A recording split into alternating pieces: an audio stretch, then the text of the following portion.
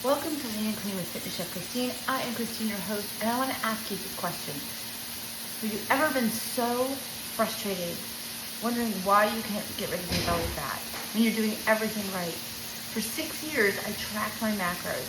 I logged it into my FitnessPal, and then I moved over to Chronometer, and I did all different tracking, thinking that it was the tracking that is the problem. I readjusted my macros over and over. I changed things. But I was still having this bloated and feeling, and my legs were getting worse, and they were blowing up like balloons. And it's not that I had a lot of sugar. I didn't. I really had just a bare minimum. But I did eat bread, and I did all the things because I was in my macros, so it was allowed. And things just weren't getting better. They were getting worse. I saw a bunch of doctors, and they're like, "Oh, we're not really sure what's going on, but it looks like some neuropathy of your legs." I needed that to be fixed. I teach fitness. I love fitness. I love to be busy. And every night going to bed, knowing that my legs were getting super painful was just a bummer. I just didn't want to deal with that anymore. And maybe that's how you're feeling. So I changed my mindset, and I changed how I do things.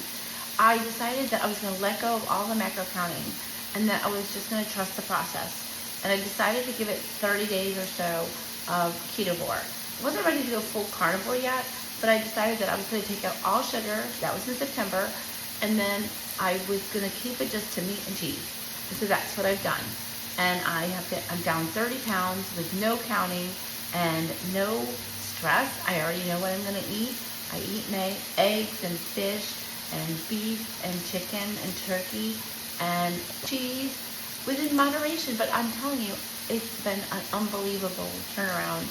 I realized that although good intentions of having half a plate of vegetables, and all the nutrition classes I took suggested that you needed to have fiber, tons of fiber, and tons of vegetables, and lots of fruit. And guess what? It was making me sicker. It was really hurting my body. So I know it's hard to tell, but my stomach is flattened out. Like doesn't look like I'm pregnant anymore. And the inflammation has gone down. Not gonna lie, my legs are still not happy. I still have episodes, but not nearly what I did before. So I thought I'd share with you today 3 recipes, maybe 4, that I love to make, my go-to things. And so one is eggs that are baked in the oven. This prevents us from having hard-boiled eggs. It's perfect. You just grab them and go.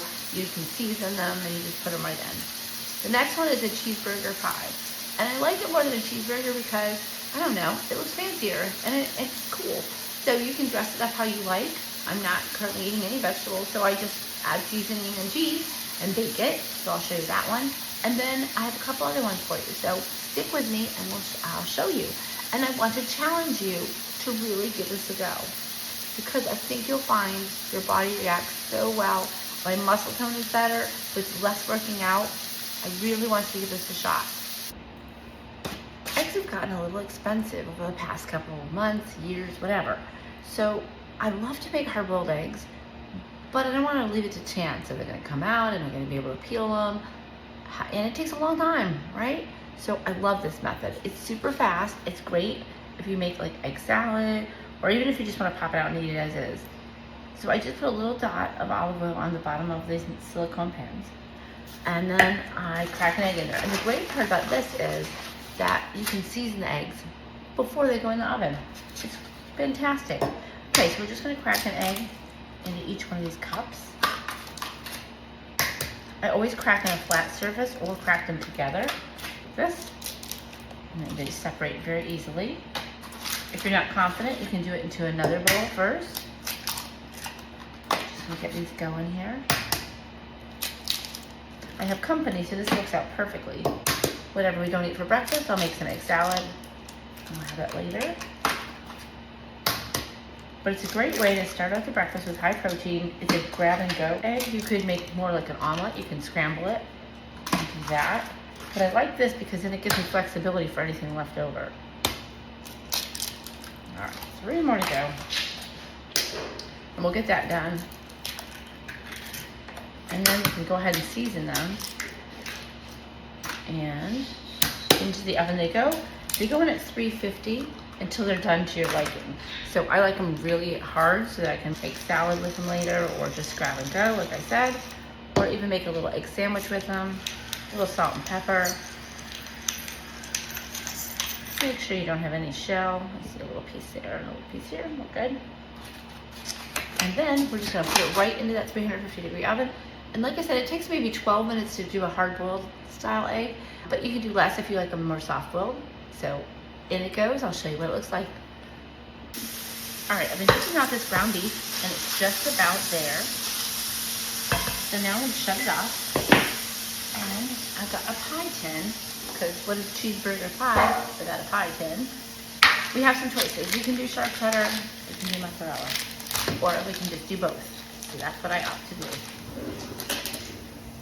First, I have to open the package though. That usually helps. All right, there we go. And I'm just gonna toss in a couple slices of that and a couple slices of the mozzarella.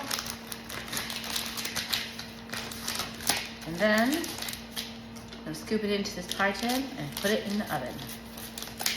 And then you can dress it up however you like. If you're eating vegetables, you can do lettuce and tomato and onion, and you can put some mayo on there or some mustard, whatever it is you like. But think of it as an undressed cheeseburger. All right, so let's scoop it in there. I just start to melt this cheese in there. It's not gonna melt completely, it'll melt in the oven, but we'll just get it going a little bit. So I do a layer of beef with the cheese, and it doesn't have to be too pretty because it's all gonna melt together. And this is a 1 pound organic beef that I get delivered through my butcher box. I live out in the country, so I've got lots of great farmers around. And during farmers market season, I shop locally.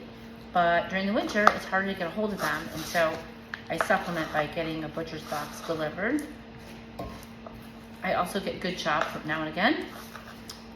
So it just depends. So you'll see I got the beef layered in with the cheese. That's what you want, because you want all that cheesy goodness throughout the whole thing. A couple more pieces. The nice thing about the beef is it doesn't have a lot of fat, so sometimes I'll add some tallow in with it just to get it some more healthy fats in there. Okay, this is gonna go in the oven. Our last one we're gonna use tuna. People always ask me, don't you get bored of eating a lot of beef? But I really don't. The funny thing is, the more that I live this lifestyle, the less I crave food. I don't really even think about it anymore.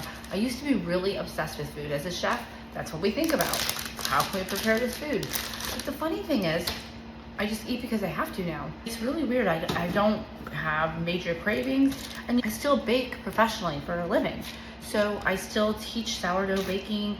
I still teach pies and pastries, and I really have no desire to eat them out. Every once in a while, I'll want to taste something, and I honest to God, I know this sounds gross, but I'll chew it up and then I'll spit it out, because I don't really want the inflammation from it. I don't want the pain that I get.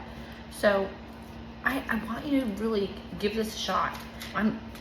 I was a macros coach for 6 years. I taught people how to track their macros and how to calculate them and how to stick with them. And it's embarrassing that it took this to really figure it out. So at first I didn't really want to share my story because it made me look bad, I thought. But now I feel like I have an obligation to share my story because, gosh, it's life-changing. Okay. And then I have to show you these little chomps. I stick these in my purse for the days where I'm on the run, and just one of those is enough to keep me full for hours. Okay, so now I've got my cheddar cheese, and always hand shred it yourself. Shred it yourself. I have one of those whirly shredders, and I have a old-fashioned shredder, but you can see it was very quick. Just do it.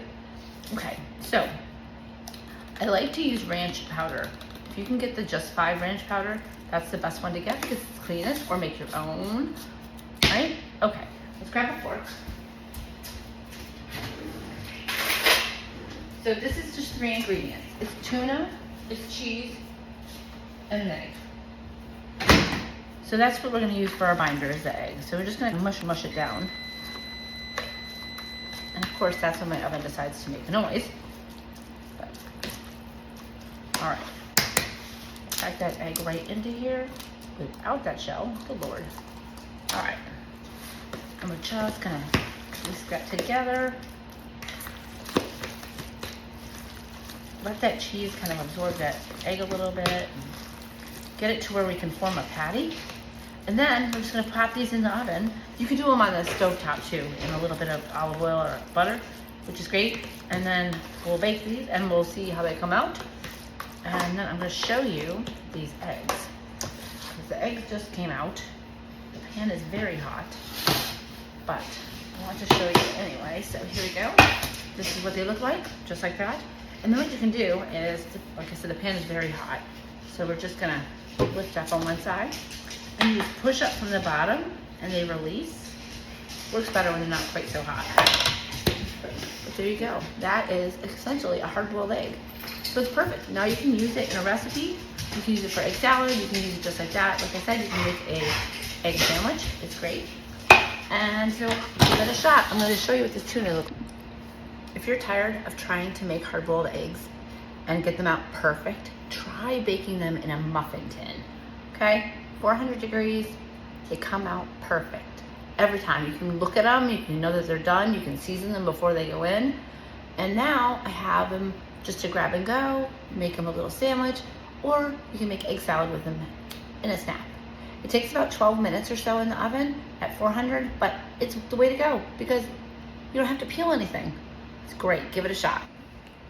Tuna patties are done. It tastes just like a tuna melt without all the bread. It's fantastic. You gotta try it. I mean, it's what, 3 ingredients? 2 if you just don't count the seasoning. So give it a shot. Hello, and thank you for being with me on the podcast today. I hope that if you have something that you'd like to learn in a future episode, that you can email me and contact me. If you love this episode, make sure that you subscribe and that you like and comment. I'll leave you the recipes in the comments or in the description along with links. This is my niece Amanda, and she is learning how to bake sourdough bread because even though I don't eat it, we still make it. All right, my friends, have a blessed day. I'm praying for each and every one of you, and I'll see you in the next episode.